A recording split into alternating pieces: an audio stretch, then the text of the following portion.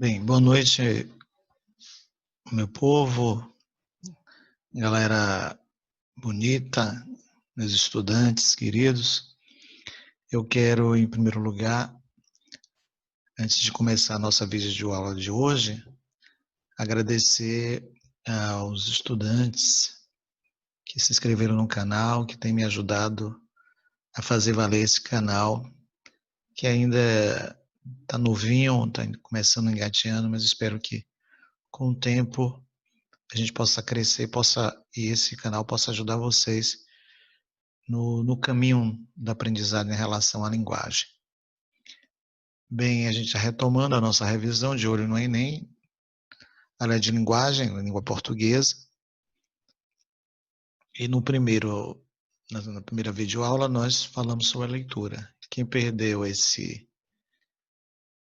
vídeo, essa aula, procura aí no nosso canal, tem um videozinho sobre leitura, que foi a nossa primeira videoaula voltada para a questão do Enem. Será uma sequência, né, de videoaulas. Nesta eu vou falar sobre as funções da linguagem, depois variação linguística, algumas figuras, alguns recursos de linguagem, figuras de linguagem, e por fim, no último vídeo dessa sequência, a gente vai discutir algumas questões. Então, sejam bem-vindos à aula de hoje, espero que todos estejam bem e se cuidando.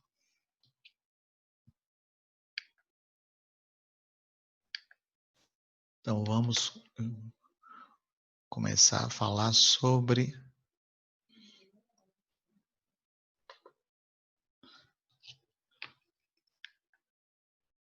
as funções da linguagem. Então, funções da linguagem, essa classificação, ela surge a partir do estudo da pesquisa do linguista Jacobson, linguista russo, que vai desenvolver o estudo das funções da linguagem. Ele classificou em 6. Evidentemente que as funções, né, os objetivos da linguagem não se reduzem a 6 funções, mas ele tentou categorizar em função de alguns objetivos quando nós utilizamos a linguagem. Vamos ver algumas delas. Então, a primeira função é chamada função emotiva ou expressiva. É a função que é centrada no enunciador, aquele que enuncia, né, que comunica, revela as emoções, os sentimentos, a subjetividade do enunciador.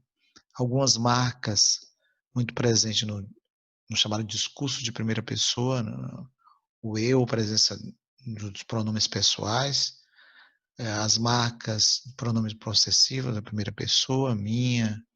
Então, há uma volta, né, há uma descrição, há uma revelação desse eu, esse eu se mostra.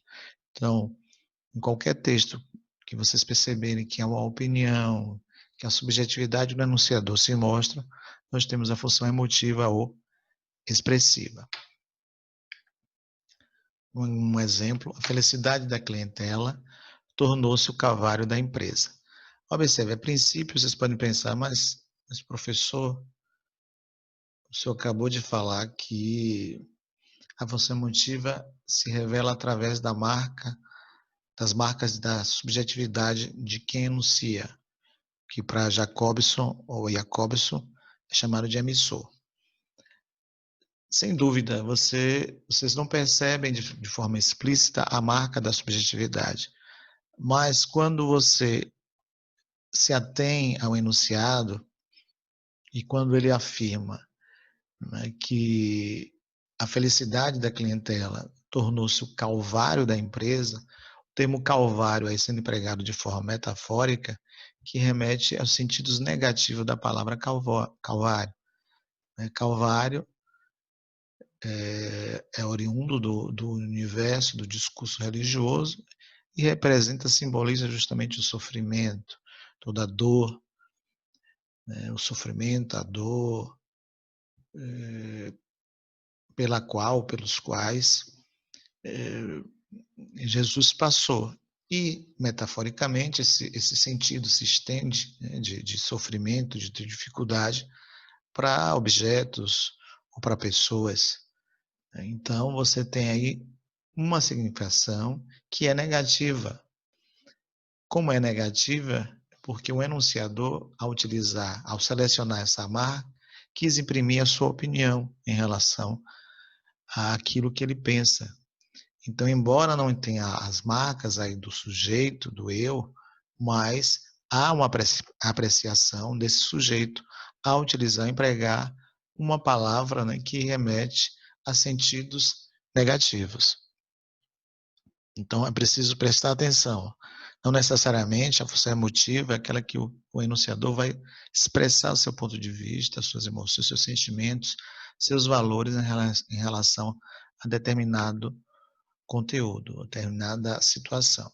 A fática é aquela centrada no canal, no contato, né? O enunciador visa testar o contato, testar a mensagem, estabelecer o contato ou romper o contato. Quando a gente está conversando e a gente não quer manter mais a conversa com alguém, a gente usa algum recurso, alguma estratégia para romper a comunicação. Então, a fática, né, é aquela função muito comum no dia a dia. Então, quando a gente encontra alguém, ou conversa com alguém, ou liga para alguém, alô, tudo bem? Como é que vai você? Você está bem? O professor, às vezes, em sala de aula, usa muito expressões fáticas, entenderam, compreenderam, alguma dúvida. Então, é uma forma de testar, de manter a comunicação. A outra função, a chamada referencial, ela se centra no referente, na mensagem. Normalmente se diz que a função referencial é aquela que busca a objetividade. Há o apagamento da subjetividade, das marcas da primeira pessoa, enquanto a emotiva há uma presença, na maioria dos textos, da primeira pessoa, a referencial há um apagamento, né, dessas pessoas, né, dessas marcas de pessoalidade. Então, a gente observa muito nos textos jornalísticos, chamados textos objetivos, textos como reportagens, notícias, que se busca essa objetividade. A mídia, de uma forma geral, sobretudo no jornalismo, afirma que há, né, a isenção, a questão da isenção, que é justamente essa busca da objetividade.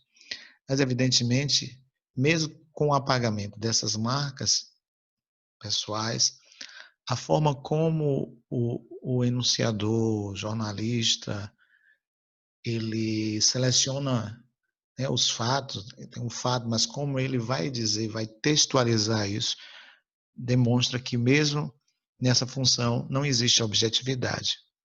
Existe uma busca, um efeito de objetividade que os jornais tentam vender, né? Marcar aquilo que eles chamam de isenção, mas pela forma como seleciona determinados itens,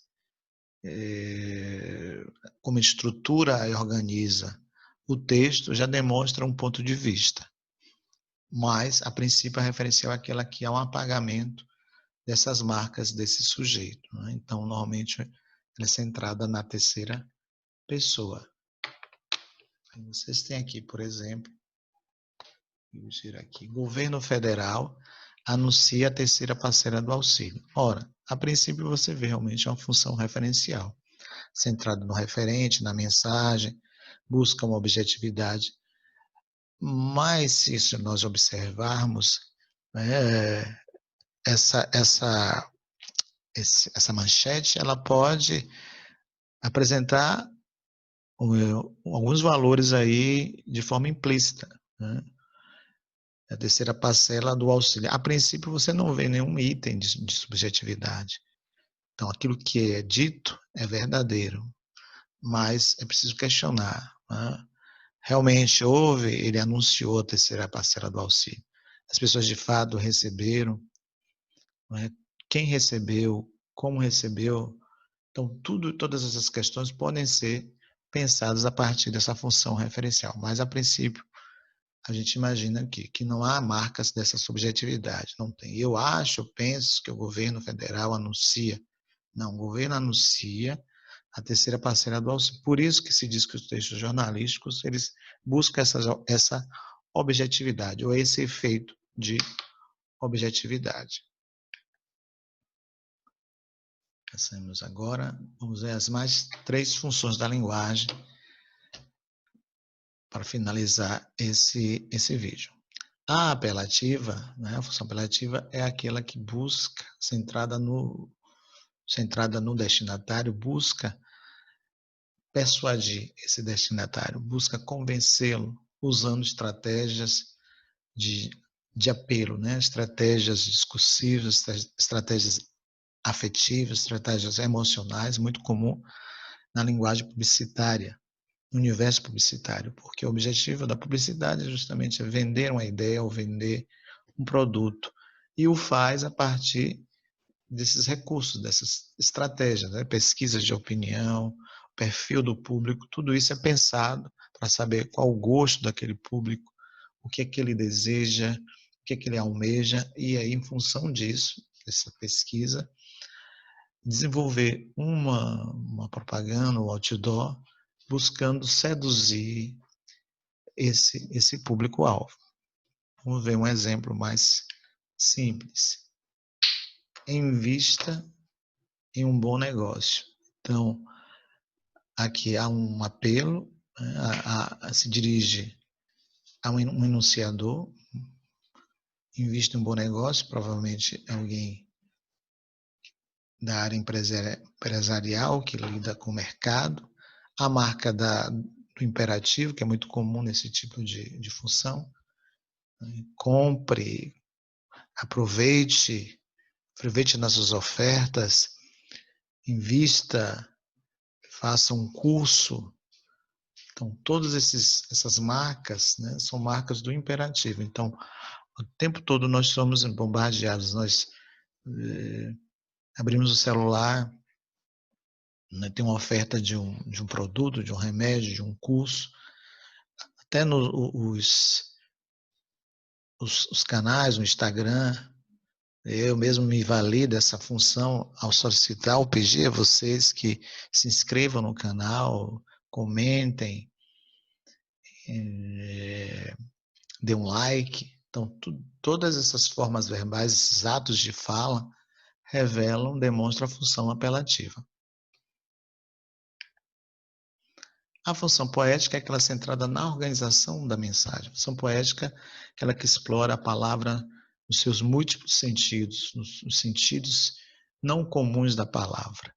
O poeta, o artista, ele vai buscar sentidos novos, né, fazer uma releitura daquela palavra ou daquele texto. Então, a função poética, ela é plurissignificativa, ela busca o simbólico.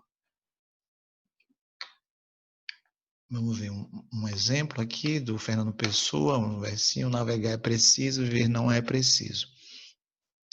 À primeira vista, se faria uma leitura literal. Navegar, você navega entre os mares, né, o pescador, o indivíduo que ele navega, né, o navegar pode ter um sentido literal, mas pode ter um sentido simbólico, metafórico. É preciso, aqui, o é preciso é uma construção que você pode ser lida, entendida de 2 formas, né? O é preciso, de precisar, de ter precisão, e é preciso uma expressão que nós utilizamos para marcar necessidade. É preciso utilizar as máscaras, é preciso cuidar da saúde, é preciso praticar exercícios físicos. E é preciso no sentido de precisão. Aquilo é preciso, tem uma medida quase perfeita. Então, o Fernando Pessoa brinca, né, faz esse jogo de palavras. Viver não é preciso. Então, você pode entender que viver não é necessário, não é fundamental, ou viver não é algo preciso, né, que tem uma uma matemática precisa. Daí esse jogo do brincar. Então, viver não é preciso, porque viver é necessário, né? Existir é necessário, né? Hoje, mais do que nunca, a gente precisa sobreviver em relação a esse momento pelo qual todos nós estamos atravessando. Tá bom? Deu para entender? Qualquer dúvida, vocês comentem aí, e no Google Classroom a gente faz questões, a gente vai trabalhar, né? Qualquer dúvida que vocês tiverem, pode perguntar. E por fim, para finalizar, a função metalinguística. Do que trata a função metalinguística é quando a língua é o próprio objeto, é o próprio assunto. Então, é muito comum poetas, escritores, artistas, né, cancioneiros, utilizar a função metalinguística. Há uma canção de Gilberto Gil chamada Metáfora. Depois vocês dão uma olhadinha no YouTube, vão lá ver a canção de Gilberto Gil chamada Metáfora, que é extremamente poética, em que o Gil fala dessa questão da função da poesia, da função da metáfora, e usa a própria metáfora para falar da metáfora. Aí nós temos a função metalinguística. Então, só outro exemplo para finalizar. Apívoro. Talvez vocês não conheçam o apívoro. Quando alguém pergunta, ou está em sala de aula, professor, o que é apívoro? Um comedor de abelhas. Provavelmente ele usa a palavra para buscar a sua significação, né? O sentido do dicionário. O que é pacóvio? Pacóvio significa tolo, idiota. Então, só para resumir, quando o poeta Bandeira diz meu verso é sangue, asa ritmada, ele aí utiliza também a função metalinguística. Além da função poética, a função, três funções. Meu verso é sangue, usa a subjetividade, enuncia meu verso. Usa a função poética, o uso da metáfora, de recursos simbólicos. E ele compara, né, a poesia com, né, o sangue. Né? Nessa metáfora você tem aí o elemento verso, que é um elemento poético, sendo objeto, né, de discussão dentro da própria poesia. Isso é o que nós chamamos de função metalinguística. Bem, galera, é isso. Essa foi a nossa proposta. Eu espero que vocês tenham gostado. Não se esqueçam, né, de dar o joinha aí, de gostei ou não gostei.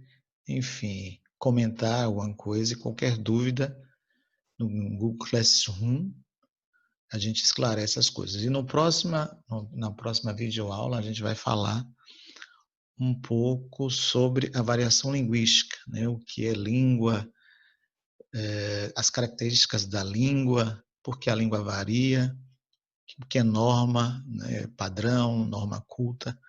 Enfim, a gente vai tentar de forma sintética, no nível de vocês, falar um pouquinho da variação linguística. Então, eu desejo a vocês muita saúde, se cuidem e nos vemos, né, na próxima videoaula. Um grande abraço.